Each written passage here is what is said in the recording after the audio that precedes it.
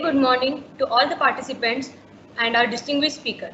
I am Meenal Jadhav, and on behalf of SAF CRNTS IIT Bombay, I would take this opportunity to welcome you all for today's talk on NMR, that is Nuclear Magnetic Resonance Spectroscopy, titled 2D NMR Spectroscopy for Structure Elucidation of Complex Small Molecule, which will be presented by Professor Suvaran Kulkarni.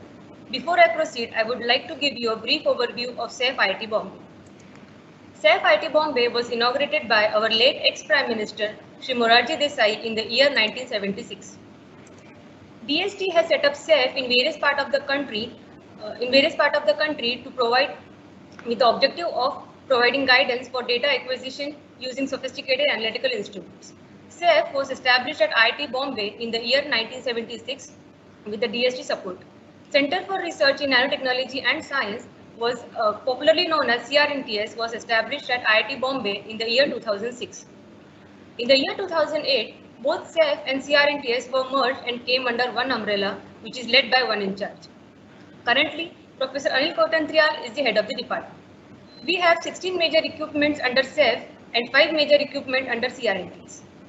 SAF IIT Bombay provides measurement services to the researchers at IIT Bombay and as well as to the users from various academic institutes, national laboratories and industries.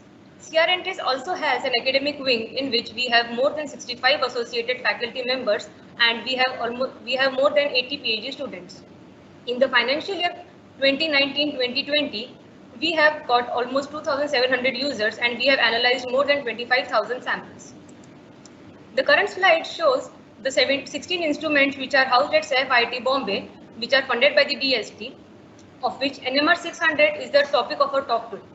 We have upcoming dual beam FIB FEG SEM, which is under installation. This slide shows the 5 instruments which are housed at SAF IIT Bombay, which are funded by the institute. This is NMR lab at SAF IIT Bombay, and this is GEOL 600 MHz NMR spectrometer. Dr. Nutan Agadi is the in charge. This instrument is equipped with a multi-nuclear solution state probe with variable temperature accessories and a 3.2 mm solid state probe.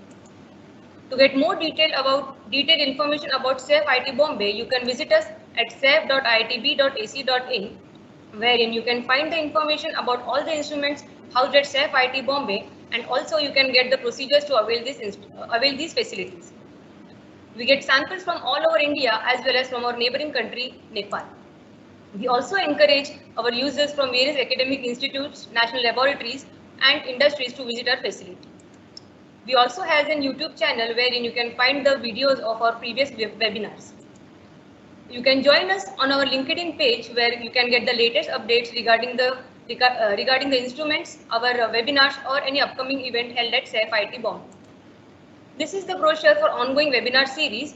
The information given on our website.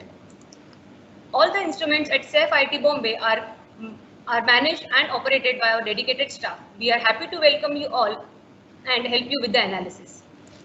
Now I introduce to you our today's speaker, Professor Suvaran Kulkarni. Professor Suvaran Kulkarni received his PhD in organic chemistry from University of Pune 2001. After his PhD, he pursued his postdoc research at TIPI and University of California from 2001 to 2008. He held a faculty position at Kolkata prior to joining the IIT Bombay in 2009 and is currently a professor since 2016. His current research interest includes devising newer ways for efficient chemical synthesis of complex glycoconjugates implicated in various infectious diseases.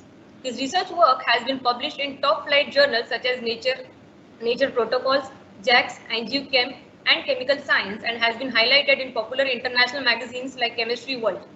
Professor Suvaran Kulkarni was a short-term visiting professor at Taiwan in 2014. He is a fellow of Royal Society of Chemistry and is a recipient of CRSI Bronze Medal for the year 2017 and Dr. H.C. Srivastava Young Scientist Award 2016. He is a member of editorial board of Carbohydrate Research. He was elected by the Student for Excellence in Teaching Award at IIT Bombay in 2017 and in prestigious Professor S.P. Sukhatme Award for Excellence in Teaching in 2020.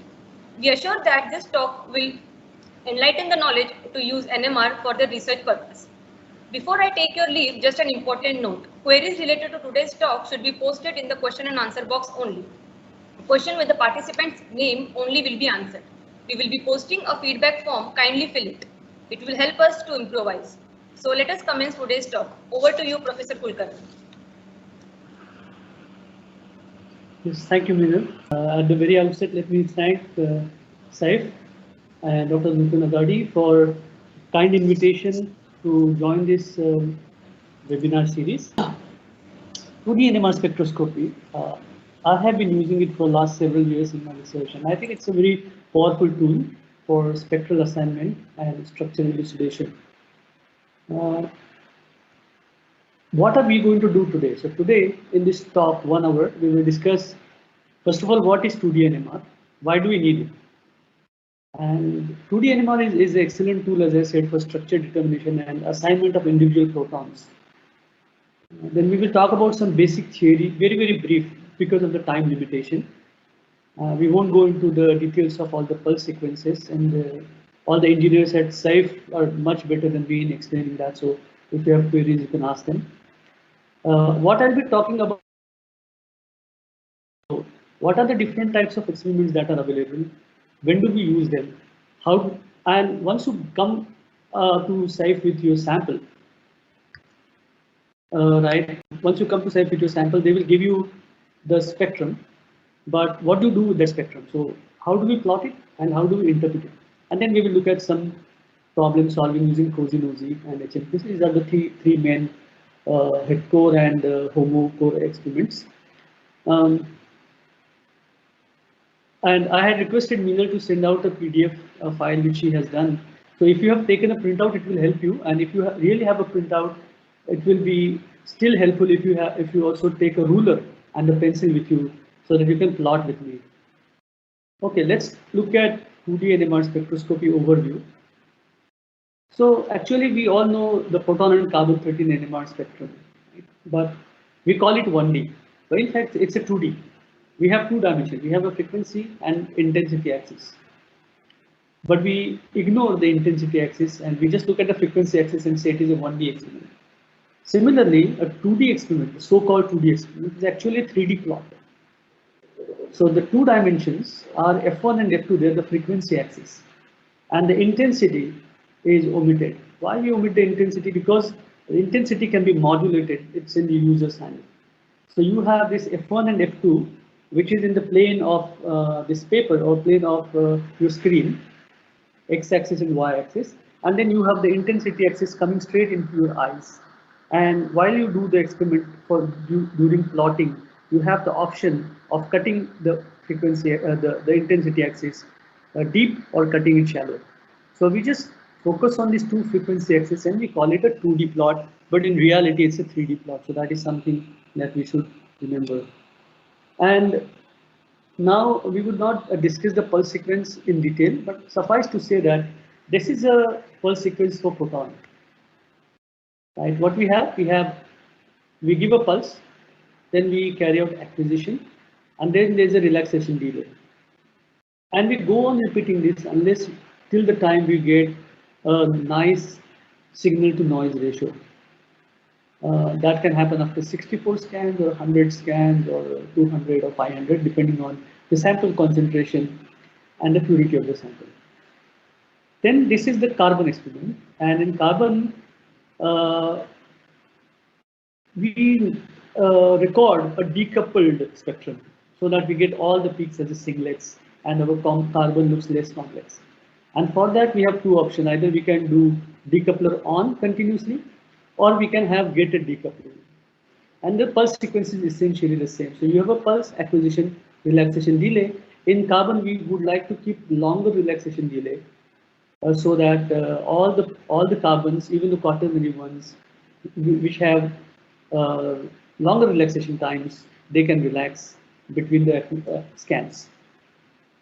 So this is how a proton of a fairly small molecule, complex molecule like epsilon looks like. And this is the carbon-13 of this particular compound, and I'll be zooming it out in a bit. And this is comparatively, this is how our 2D sequence looks like. So we have pulse, pi/2 pulse, then we have acquisition. And then there's a relaxation delay. Till here, everything is the same. But then we insert one more pi/2 pulse. And then there's another time, delta T1, that we can vary. So this time, which is called an evolution period, is varied. And so each time we get a spectrum, then we change the time. Get a spectrum, we change the time. So we have 1,000 or more scans with a varying evolution period. So it gives us a lot of data in 2 dimension, and we do 2 Fourier transformations at right angles to each other on the independent time axis to get this 2D spectrum, which looks like this, right?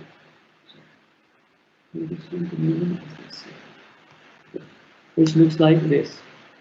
Now, if this is a 2D spectrum experiment of just acetone, and you can see this is a singlet at 2 or 2.1. And if you go on changing the evolution period, this is how it will look like. It will go, the intensity will vary sinusoidally. And then when you turn the data in 90 degrees, you will get a plot like this, and then you can transform it into your frequency domain to get a 2D spectrum. So important to note here is that we have 2 pulses, and the first pulse will excite all the nuclei in the sample, and which during the second pulse will interact with the others through spin-spin coupling or dipolar interaction or by a range of other mechanisms. Now these interactions will be captured in our as information in our spectrum. So if we are doing a through bond experiment, we will catch the through bond or electronic interactions. If we are doing the through space experiment, we will capture interactions between the nuclei which are physically close in space, and I'll be talking about that. So this is the overview. What we are doing is we have this kind of acquisition. We acquire a series of individual FIDs, and then we subject each individual FID to Fourier transformation, and then do a second Fourier transformation, the remaining time dimension, to get a 2D spectrum. Nowadays, everything is computerized, so everything is controlled by computer here. So right from the pulse to the sequence to the final spectrum to getting the raw data, everything is done by computer. What we have to do is just to plot the spectrum and interpret it. So this is the important point, that in whatever 2D experiment we are doing, what we are doing is we are detecting a signal as a function of T2. That is, in acquisition we are detecting a signal, but this signal is modulated by this evolution period. And this is all this what I'm talking is fairly complicated for a new person. So for details, you can refer to some standard textbook like Silverstein, where all the pulse sequences are given in detail. But if you are a user, if you are an organic chemist, you really don't need to know any of this. If you know it, it's additional. But what you really need to know is how do you get the raw data, how do you convert it into your that is also done by a program. So it will give you a square plot with some dots, and what do you do with that? That's our job. So that's what I'm going to focus on today. So this is to give you just an idea about a 2D spectrum. This is a 2D spectrum of acetone. So you can see we went on plotting acetone with different evolution period, and the intensity varied sinusoidally. And what it resulted in, if you view it from the top, this picture will result. So it results in a contour plot. And if you now shine a light, it's like a mountain. If you shine a light from one side, you will get its reflection on one side. If you shine a light from other side, you'll get a reflection on the other side. So in the 2D spectrum, we have a plot, and then we have F1 and F2, 2 frequency axes, where we call reflections on F1 and F2 axis. So now, with this brief introduction, now let us start talking about the application part. So why do we need 2D NMR spectrum? First of all, 2D NMR spectra makes our life very simple if you are really dealing with complicated molecules. For example, let's take a case study of this complex molecule ipsenol. All of you have been given the PDF of this, and if you have a printout, you can look at it. Now this is for the person who is just initiating his studies in NMR, this is mind-boggling, because the compound looks so simple and the NMR is so complicated. Now, first thing we do is we see, okay, how many CH2s are there? 1, 2, 3 CH2s, 4 CH2s. Now, if we integrate this, first thing we do is we integrate the spectrum. And if we calculate this as 1, this is 4, 1, 1, 1, 2, 1, 1, 6.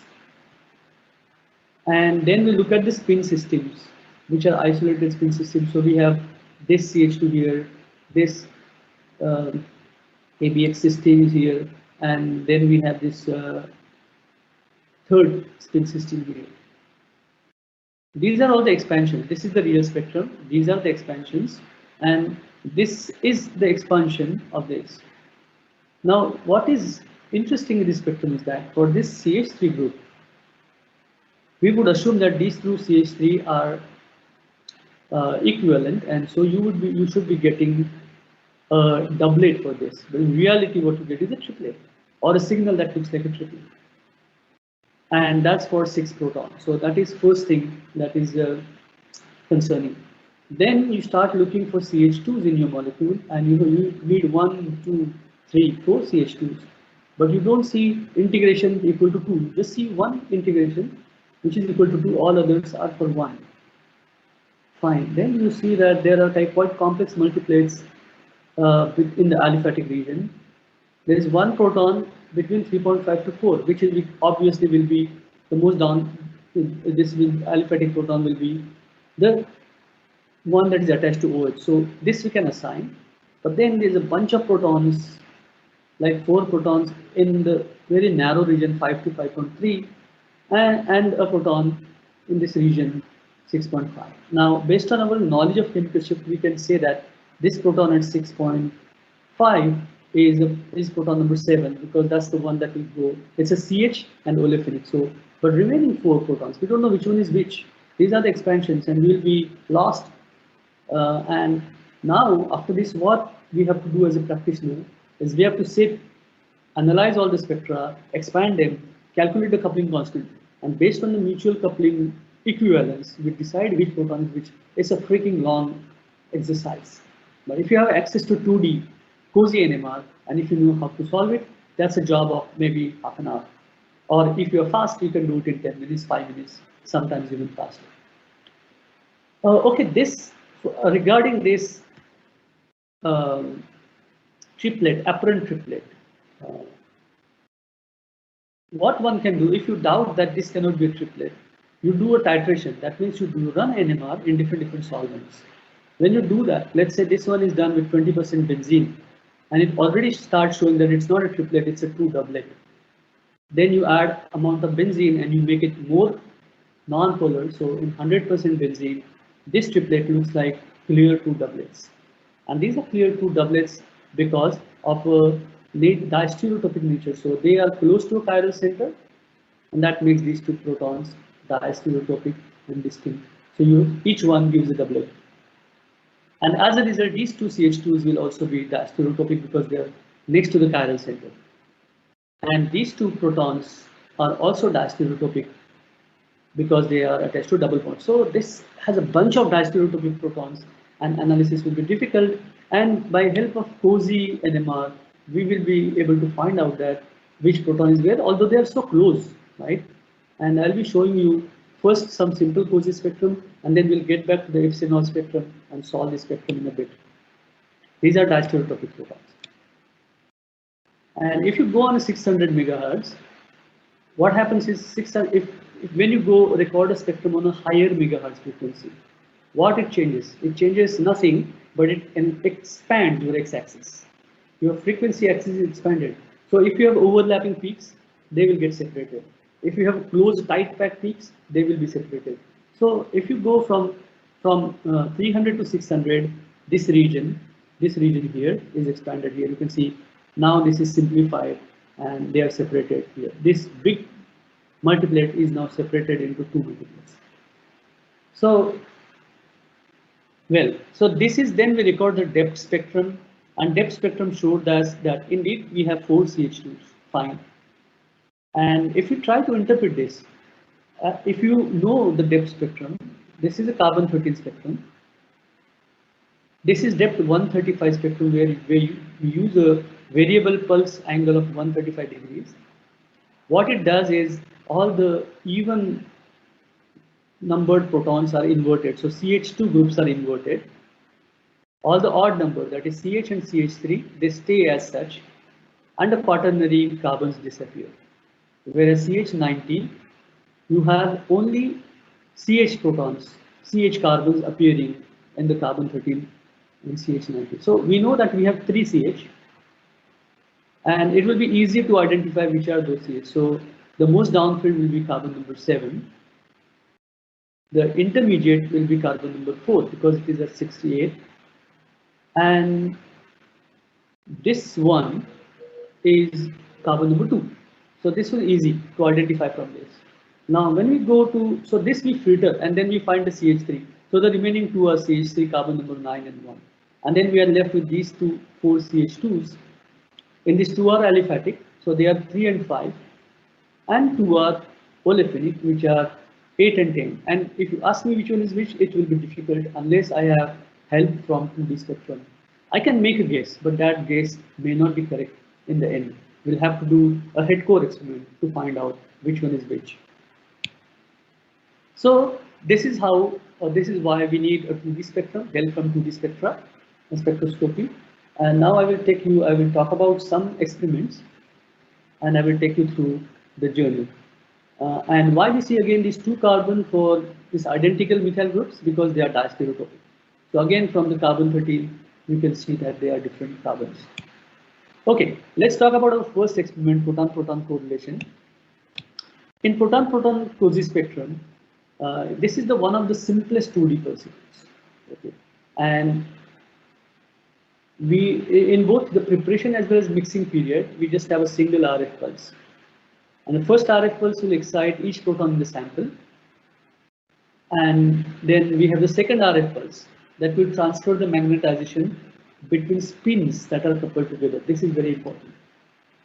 So in COSY, what are we looking at? We are looking at protons which are actually talking to each other, not just on the adjacent carbon atoms.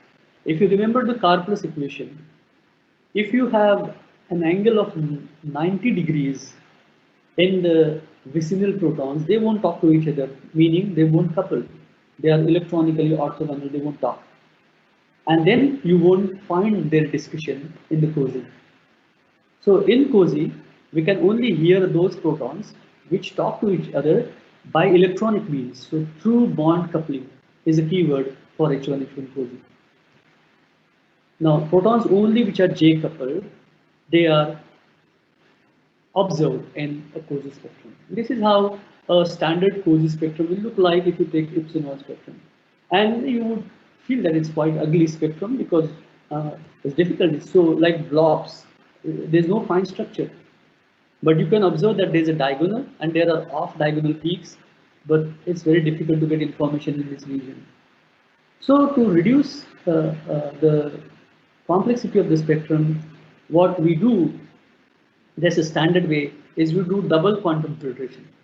And in double quantum filtration, we just add one more 90-degree pulse in the sequence, and that removes all the single quantum transitions, so that only the coupled interactions remain. So AB systems, AX systems, ABX, all those remain, but all the single transition will disappear and the spectrum will clean.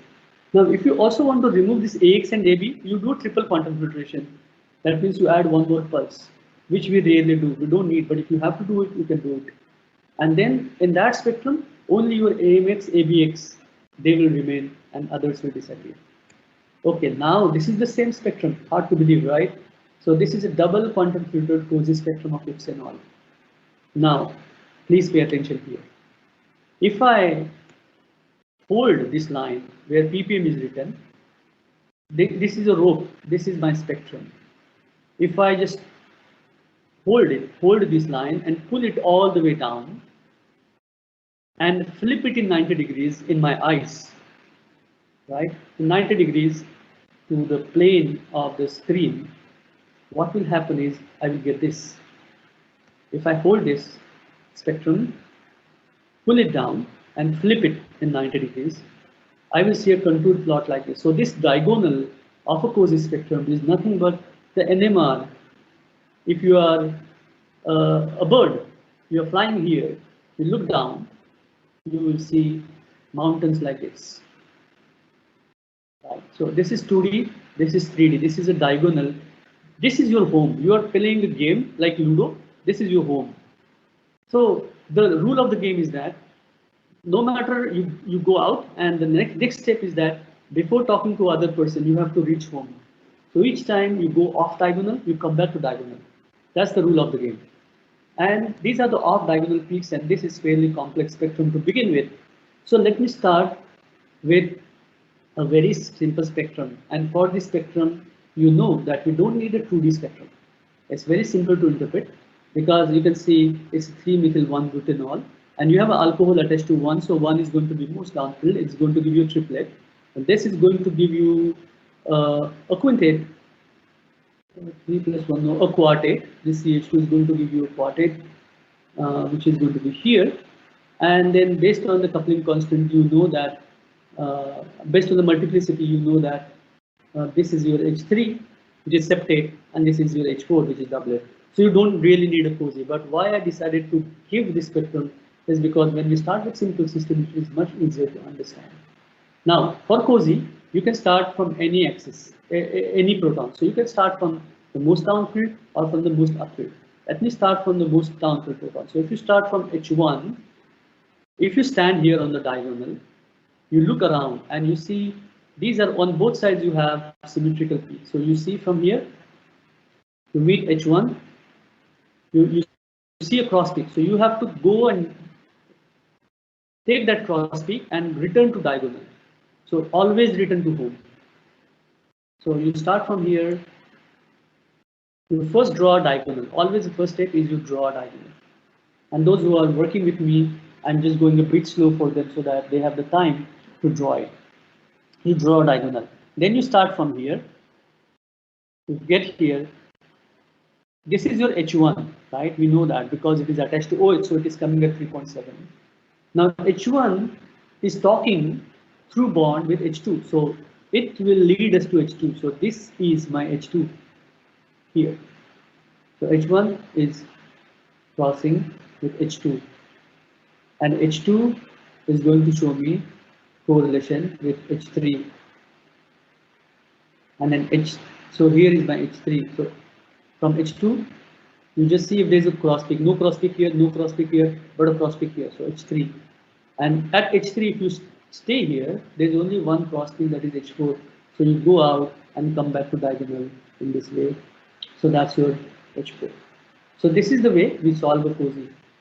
So now that we know for sure that these are the labels H1, H2, H3, H4, we go to the next experiment. And then we go to our epsilon, the experiment of epsilon, which is fairly complex. And it has multiple systems. This is one string system.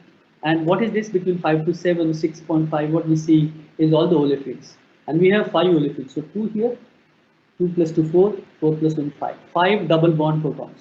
They are all mixed up here. And then remaining are the aliphatic protons here. So first we solve here, and then we slowly move up, and we will expand our vision. So one by one, we'll have to take all the photons into consideration. Then first thing is we do the diagonal for this. After we do the diagonal, we start from the most downfield proton. We can also start from most upfield proton, or we can start randomly from this proton, which we already know that is H4 here. And or we know that this is H7 here. So if we start here at 7, there is a cross peak here. It's my H8, and H8, A and B, these are two diastereotopic protons. So this is H8A, and I see another cross peak which is H8B. And these two, there's also one mixed peak there itself, that's 10A and 10B together here. Now, if I stand here 10B and 10A, they have a long range coupling, a small coupling with C5. So they should be talking with this C5 or C5H2. And this correlation is very feeble, I see here, and I can find now my 5 and 5 prime. So you go out and come back to diagonal, 5 and 5 prime. So once we find 5 and 5 prime, we know that they are diastereotropic. And now phi and phi prime, we find a correlation. Both of them, they are relating with this proton. So you go out, come back to diagonal, and this is my H4. So 5 will talk to 4, and now 4 should talk to 3. So 4 is talking to 3 and 3 prime here. So these are my 3 and 3 prime here. And then 3 and 3 prime should talk to 2, which I see here. And so 2 has an integration of 2 protons, so it also has a OH inside. And now this 2 should talk to 1 and 9. So this is our overall correlation, and I'll go through it again once again for the benefit of audience. So we started with H7. 7 showed us correlation with H8B. Also 7 showed a correlation with H8A. Then both of them showed a correlation with 7. 7, 8, 8, 7, say. And then in this bunch, we know that there are 2 more protons. So there are this pair of 10A and 10B only talking to each other and with H5. So they are here. And now they talk to H5. So we found 5 and 5 prime. And this 5 and 5 prime now takes us to H4. Sorry about that. And H4 is correlating with H3, 3 prime. H3, 3 prime will correlate with H2. And that tells us that we have OH here. And H2 will correlate with 1 and 9. So all the protons which are J-coupled, which are electronically involved in discussion, they are caught talking on our plot. And if we do this, then we know which proton is where. We really don't have to spend our time in expanding the proton and calculating all the coupling constants. Well, we do that later on if we want. But if we have this powerful tool, very quickly we can find out which proton is where. Now we go to carbon 13, and we want to find out the second question that I asked you: which one is C5 carbon, which one is C3 carbon, which one is 8 carbon, which one is 10 carbon, and that answer will be given by head core experiment. So let's see what is a head core experiment. So in a head core experiment, we have 2 different nuclei. We are looking at carbon 13 talking with proton. So that's why we call it head core, that is hetero, that are 2 different nuclei. Now this carbon 13 proton head core experiment, what we are doing is we are looking at the correlation of carbon 13 with directly attached or coupled protons, not long range, directly attached protons. Okay, and so we are looking at only 1 bond J coupling in carbon, and we have a carbon probe, and we are looking at the carbon in head core. So here F1 and F2 are different. One has 0 to 200 ppm expands, and the other is 0 to 10. Therefore, there is no question of diagonal because there is no symmetry in this plot. And this is okay. This F1 is derived from incremental delay in proton, and F2 is obtained from carbon. So this is how it looks. And one of the disadvantages of this experiment, as you would know, that you would need a lot of sample. Second, you are looking at a nuclei with less gyromagnetic ratio. So gyromagnetic ratio gamma of carbon is 1/4 that of proton, and therefore you need more extra efforts to pick up this. And still, these are feeble. And people quickly notice. Of course, this is a useful experiment too, because you can see it will be very easy to pick up diastereotopic proton. You see this carbon, you know it's a diastereotopic because 1 carbon is correlating with 2 protons. And also the next one is 1 carbon is correlating with 2 protons. And also here, 1 carbon is correlating with 2 protons. So this is a great way to find out the diastereotopic protons. But we have a better experiment. So quickly scientists realized that, engineers realized that it will be good if we look at a more sensitive proton. So a sensitivity difference between a proton and carbon is of the order of 6,000. The proton is 5,600 times more sensitive than carbon, or the carbon is 5,600 times less sensitive. So if you just switch the experiment, If you use a proton probe and look at proton rather than looking at carbon, right, the advantage is going to be obvious. And we are just switching. The experiment is same. That experiment is carbon-13 proton. So we are looking at carbon-13 talking to protons. Here in this experiment, we are going to look at protons which are talking with the carbon-13. So we are just switching the axis, nothing else. So this is called as heteronuclear multiple quantum correlation and is a more popular experiment because you can do it fast and with a small amount you get quick spectrum, and then the spectrum looks more beautiful and more full, and I will show you the spectrum. This is because we are looking at a nucleus with the highest carbon-electric ratio, that is the proton.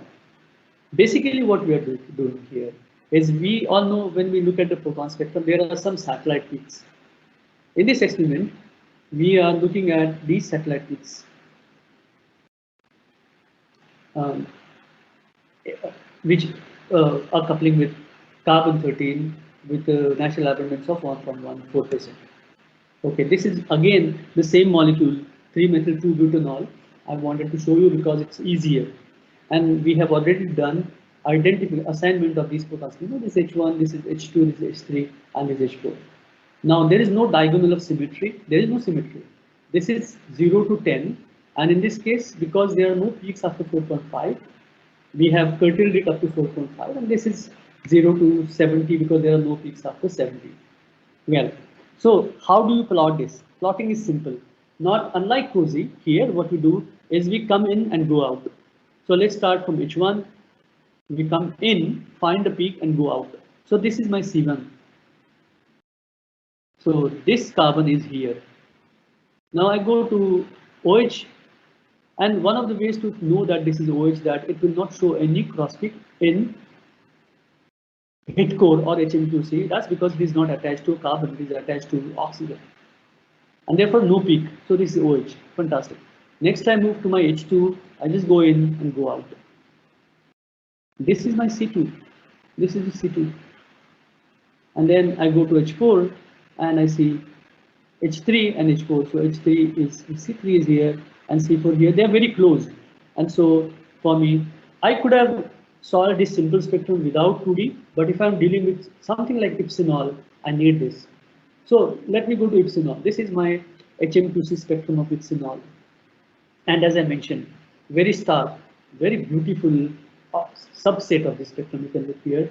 This triplet, which was an apparent triplet, now it shows that these are two doublets which are talking to different carbon atoms. So that very clearly proves that these are two separate carbon atoms, 9 and 1, we are looking at. It's not a triplet. And then these are the distereotropic protons. You can see this carbon is correlating with these two protons, and so this is correlating with these two. This single carbon they are correlating with this, and they are correlating with this. So you can find diastereotropic protons quickly by this. All the CH2 protons you can also find, not only diastereotropic, but if you have CH2 protons in your molecule, then two protons will correlate with one carbon, and that will clearly distinguish them from CH and CH2.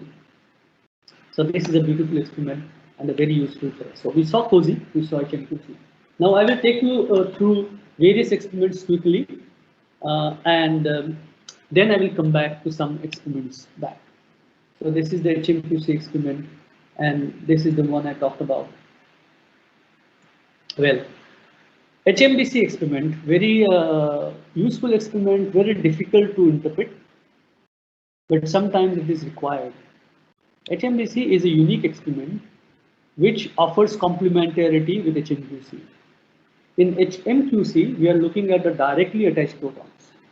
In HMBC, we are looking at the protons which are not directly attached to the carbon, but which are long-range coupled protons. So this is complementary. So it's like an indirect carbon-13 correlation, but not direct. And it has a very complex spectrum and the interpretation, and sometimes 2 and 3 bond correlations are missing, and suddenly you find a 4 bond correlation. But if you are particularly looking for a particular peak, we don't want to interpret.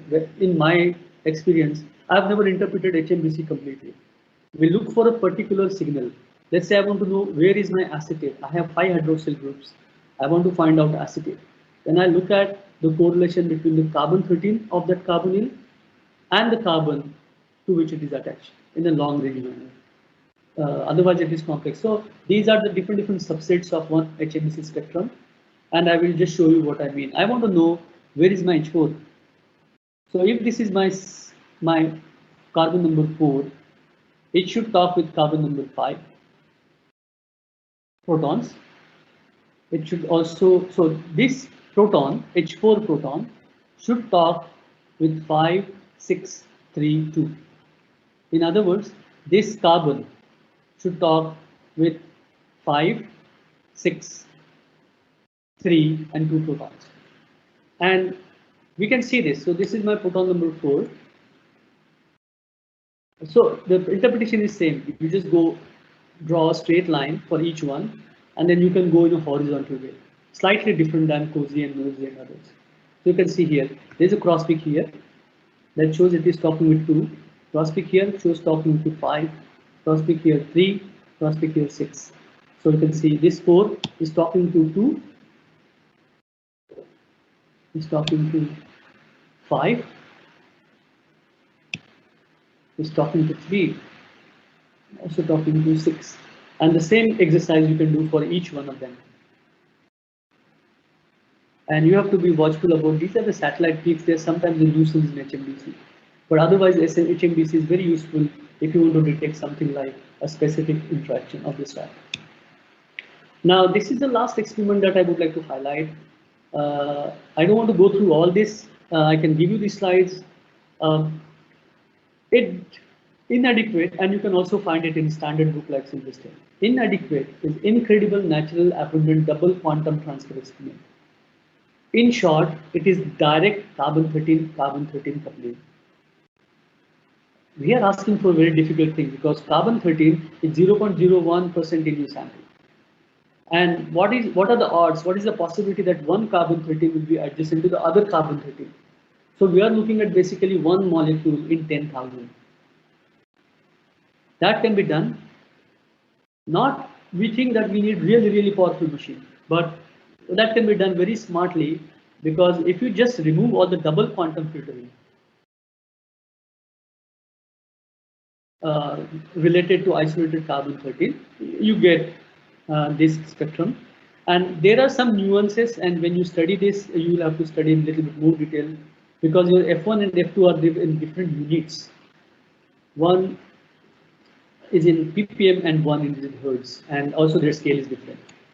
But this is how it looks, and again coming back to the same molecule that we discussed, slightly different molecule, and you can see you have 1, 2, 3, 4, 5 here, and also the interpretation style is different. This doesn't have a symmetry. This is a double quantum filtered analog of a proton-proton COSY. So here this is both axes we have carbon, right? But because the scale is not same, we don't see symmetry. There is no diagonal of symmetry, but there is this pseudo diagonal which will go through the midpoint of these correlations. This is called a pseudo diagonal. And how do you interpret? You go horizontal and vertical. For example, you start with C1. Now you go here, you find a C2 here. C2 will come at 20. So you go like this. C1, C2, C3, C4. And appearance, every peak appears like a pair of peaks. And each individual peak is a doublet. So that shows a carbon-carbon coupling. And there's a pseudo diagonal as I mentioned. And interpretation is you move horizontal and then you move vertical. So C1, C2. So that's your C2. You find a C2, you find a C3, and you go on. And I will show you a better application of this because for this small molecule you may not be able to appreciate it. But let's say if you have, and you also have a correlation of C2 with C5, which is here. So this C1 is correlating with C2. C2 is correlating with C3. C2 is also correlating with C5. C3 is correlating with C4.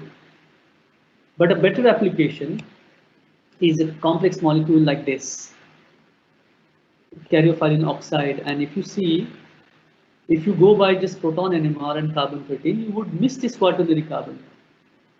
Because by no other technique you are going to know that there is a quaternary carbon here. If you isolate this compound and you want to do structural elucidation, it is freaking difficult, really, really difficult. So one of the ways that to find that this is quaternary carbon, you just have to do a carbon-13 coupling, and you will find it. So if you can find a correlation of this carbon with these 15, 14, 10, and 1, done. Then you know that this is a quaternary carbon attached to these 4, and that will put pieces together. All the other pieces you can put together by proton, 2D, HMQC, and other stuff, and NOSI. But this one, this piece is difficult to put together, and for that you need inadequate. And inadequate is actually the most adequate experiment that one can do. And you can see this is a pseudo diagonal that is passing through all the other peaks. So let us do this expansion, expand this region, and let's look at what information we can get. So this is my C11 carbon that I'm concerned with. And I want to see if it is talking to 15, 14, 10, and 1. Because there are no protons here, I have no other way than to look at the carbon 13, carbon 13. So now let's look at this. So this is my C1, this is C10, this is C14 and 15. And these values I have got from solving HMQC spectrum that we just discussed. So now we start. So this is my C11, and I will draw a line and try to find. Now C11 is talking to C15, fine, 11 talking to 15. Now this C11 is also talking to 1. Okay, I found one more. The C11 is talking to 14, and C11 is also talking to 10. And these are the individual coupling constants of this carbon 13 coupling. This is a beautiful experiment, very rarely used, but you have to use it. When you have to use it, you have to use it. These are the occasions where no other spectroscopic tool will help you.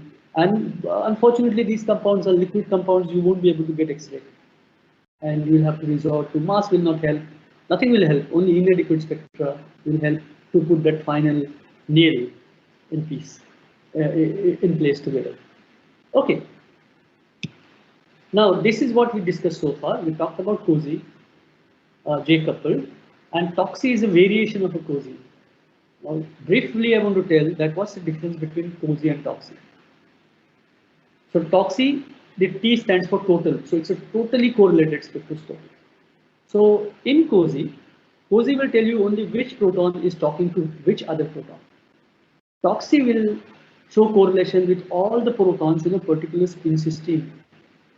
Even though the individual protons are not talking to each other, TOXY will show you. So TOXY is a very good spectroscopy to identify the spin systems in your molecule. Now NOSI is through space. ROSI, this we haven't seen, we will see. This is through bond, this blue colored, this is through space. And that's the last experiment I would like to discuss later on. But let's first show you one TOXY spectrum.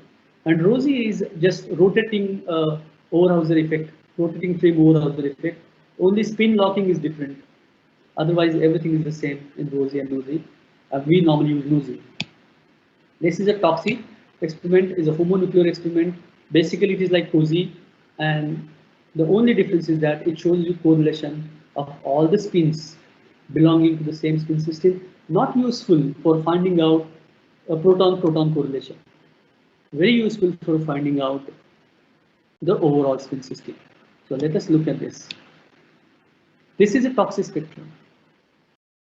Now, if you look at my molecule, you have an ethyl group here. So this is one spin system, and you have a butyl molecule, butyl side chain here. So this is one spin system. So if you look at the spectrum, this is a closed loop. They are not talking to any other. So this is one spin system. That's the ethyl group. So this is C6, this is C7, because they're attached to oxygen is downfill. And now you look at here. Unlike COSY, each one is talking to each other of this 4. In COSY, you will just see discussion of 1 with 2, correlation of 2 with 3, 3 with 2 and 4, and 4 with 3. That's all. But here, everyone is talking to everyone.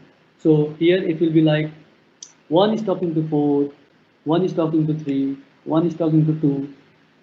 Basically, this is good to tell you that this is the spin system, and this is a separate spin system. So each experiment has its own advantages, and we have to use it. Their specificity, we have to use it with our intelligence and clever design. This is the last experiment I'm going to talk about today, and time is running. I may not have time to solve all the spectra that I have given to you. So this relies on the NO interactions which are present in the same molecule. That means we are looking at the protons which are interacting with each other through space. Who interacts through space? Only the protons or the nuclei which are in the radius of 4 angstrom. And how do you specify 4 angstrom? So if you take a cyclohexane, the 1,3 diaxial protons, they are in the distance of 4 angstrom, less than 4 angstrom. And the carbon-carbon bond length will be about 1.5 angstrom. So that's how you correlate. And so those protons, even if they are not coupling, even if they are not electronically corresponding with each other, just by being closer in space, during relaxation, some magnetization is transferred to them and it is detected in those. A very important experiment. So we are looking at the protons which are physically close together in space, physically, not electronically coupled, not necessary. If they are electronically coupled, it's fine, it's no problem. If they are close, they will still be detected. This experiment is very, very important to find out relative stereochemistry, especially with the tri-substituted systems wherein you won't be able to use your coupling constants. Let me give you an example. Let's say we are looking at a cis and trans olefin of this. And because you also have a methyl group, the coupling constants are complicated because you will have a doublet of a quartet for this particular proton and a doublet for another proton. You will still be able to find, but this is one simple example just to explain, because we can then go for a complicated example. So you see here, this methyl group should interact with H2. H2 should interact with H4. And this methyl will also interact with H3. This H3 should interact with H4. And this is what we see. So we start with H1 and we want to find two correlations with 2 and 3. Indeed, we find a correlation with 2, which is a doublet of a quartet, and we find a correlation with 3, which is here, next here. And these two and 3, they further correlate with 4. So this 3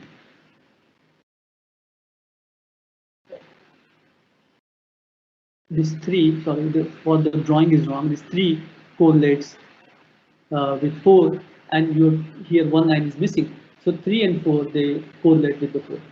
So that proves the structure. If you take the cis isomer, obviously we won't have CH3 coupling with H2 and H3. CH3 will also only show correlation with H2, and it will show correlation with H1. And so that's what we see. We start with the CH3 as H1, and we see a correlation here. That's with H2. And then this H2 shows correlation with H3. And H1 also shows correlation with H4. So for this, where we have symmetry, the style is you go out and come back to diagonal. And for the other experiments, you go in and go out. So horizontal and vertical. So these are some of the plotting techniques for all of these experiments. And we can stop here. And I have already given you handouts, the PDF files. So please go through them and try to solve it. And I hope this small presentation is useful. You will find it useful for plotting those spectra. You solve it at home, And if any of you have any questions, you can write to me on my email address, which is on the site of IIT Bombay. So thank you so much. Once again, I thank Saib for giving me this opportunity to speak today. And I'll be happy to answer any questions if you have. Thank you. Thank you, Professor Kulkarni. That was a quite informative talk. We have some questions lined up for you. First question, what are the conditions for the samples to get good NMR if the samples are in metal complexes? Unfortunately, I'm not the expert to answer this question. In general, your sample needs to be free of metal impurities. Okay. And in general, this should be, because what I talked today is about the organic small molecules. So for those compounds, you need to make sure that your CDCl3 is acid free. So you have treated it with sodium carbonate, or you have passed it through glass wool, and your sample is clearly soluble. It should not be turbid, and you should not. There's a tube that is provided, NMR tube. So you can only fill up to the mark, not less than that, not more than that. Okay. There is one more question. How sensitive is 2D NMR in the studying of global metabolism of biological fluids in comparison with LCMS? The question is not clear. How sensitive? Yeah, how sensitive is 2D NMR in studying global metabolic of biological fluids in comparison with LCMS? These two are different techniques. I mean, I'm not getting this question because LCMS will give you a very different information, whereas 2D NMR is going to give you very different. They are complementary to each other. How to interpret NMR signals in aromatic regions when some other peaks are merged with it?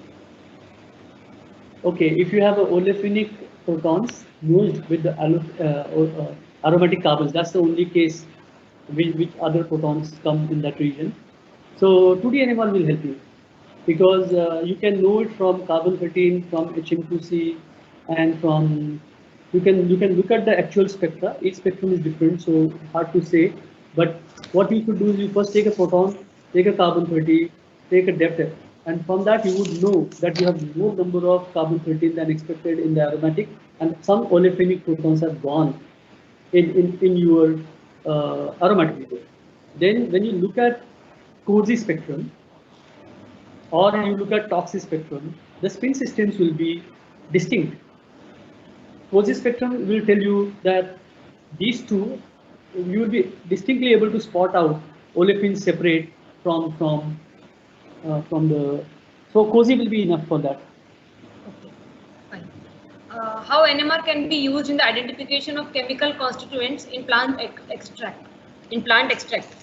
That's a beautiful question, and many people do that actually. Unfortunately, India was a leader once upon a time in isolation of natural products, and slowly, because of the funding policies, that branch died off. And we really want some good isolation chemists. As I showed you in case of caryophyllene oxide, and as I said, we were world leaders once upon a time. Now we are nowhere in that field. Now Chinese people are doing it. So it's difficult. So once you, after all the purification, HPLC purification, you get a compound, and that compound you take all this data, photon, carbon 13, all the 2D NMR spectra, and then after solving all of them, you come to the structure. So it's quite involved and it's complicated, but you have to take help of all the 2D stuff. Okay. So last question for the day: which technique would be recommended for elucidation of structures of small protein molecules? Okay, so I would skip this question and I would recommend that you please attend the next talk, which is going to be by Dr. Nitin Agadi, and she's specifically going to focus on the small peptides, the small proteins. Yeah. But again, you can use 2D anymore. Yeah, fine. Thank you, sir, for answering the question answers. We have an upcoming webinar.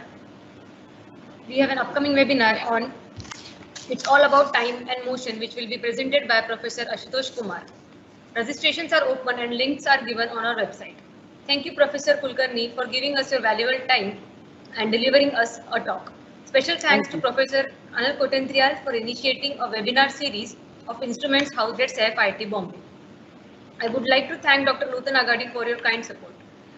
I will thank our IT team, Mrs. Nidhi Goyal and Mr. Jagdeep Singh for their continuous technical support. Thank you all the participants for making this event successful. Stay safe, stay healthy. Have a nice day. Thank you.